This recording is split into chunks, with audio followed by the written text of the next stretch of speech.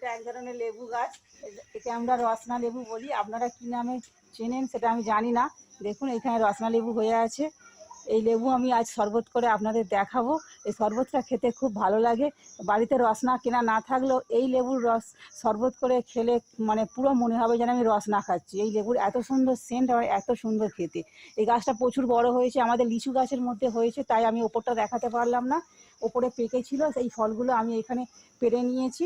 এই ফলগুলো এরকম দেখতে দেখুন, হলুদ মতনের খুব সুন্দর একটা গন্ধ আছে এই মানে এই ফলগুলোর। মানে না খেলে আপনারা বুঝতে পারবেন না এই ফলের শরবত।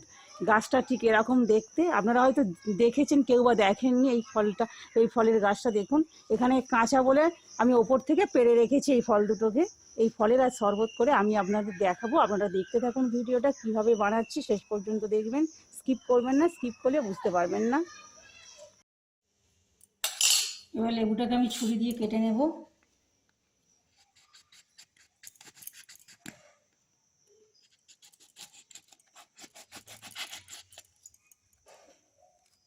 দেখুন এর ভেতরে একটা দানা আছে সুন্দর, এই ভেতরের এই জিনিসটাই মানে সুন্দর খেতে। এইভাবে চামচ দিয়ে আমি এখানে জল নিয়ে নিয়েছি গামলির মধ্যে, চামচ দিয়ে এইভাবে বার করে নেব আমি। এটা খুব সুন্দর একটা সেন্ট আছে এই লেবুটার, রসনা লেবুটার। এটা না খেলে আপনারা বুঝতে পারবেন না।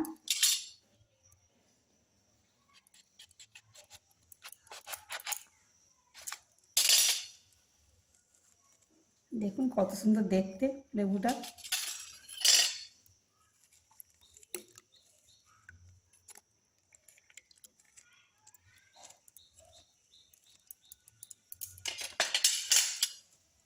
এর মধ্যে আমি পরিমাণ মতো চিনি দিয়ে দেবো।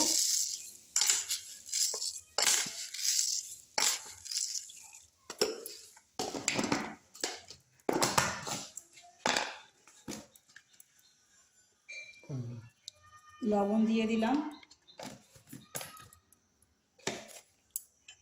এবার ভালো করে আমি মিক্সড করে নেব এইভাবে।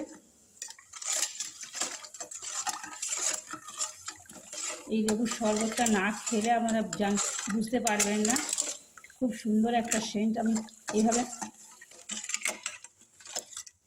এই লেবুটাকে আমরা রসনা লেবু বলে জানি বা চিনি।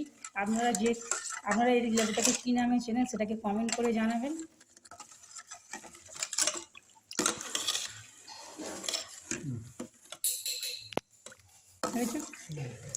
দেখুন এইভাবে আমি চিনি আর লবণ দিয়ে মিক্সড করে নিয়েছি, আমার মিক্সড করা হয়ে গিয়েছে। এবার একটা ছাঁকুনির সাহায্যে আমি ছেঁকে নেব। এটা খেতে খুব সুন্দর। এটা আপনারা যদি খান তবেই বুঝতে পারবেন কেমন খেতে। এটা বাড়িতে লোকজন এলে তাদের শরবত করে দিলে তাদেরও ভালো লাগবে, বিশেষ করে এই গরমের সময়। আমরা তো বাজার থেকে রসনা অনেকেই কিনে খাই, কিন্তু এই লেবুটা খেতে যে পুরো রসনার মতন, সেটা না খেলে আপনারা বুঝতে পারবেন না। মিক্সড করা হয়ে গিয়েছে, এবার আমি দুটো গ্লাসের মধ্যে ছেঁকে নেব। দানা দানা ভাব আছে একটা, এই দানাগুলো দাঁতে পড়বে, ওই জন্য ছেঁকে নিচ্ছি আমি। আপনারা মনে করলে এটা ঠান্ডা জল দিয়েও করতে পারেন, আমি ঠান্ডা জল ব্যবহার করিনি।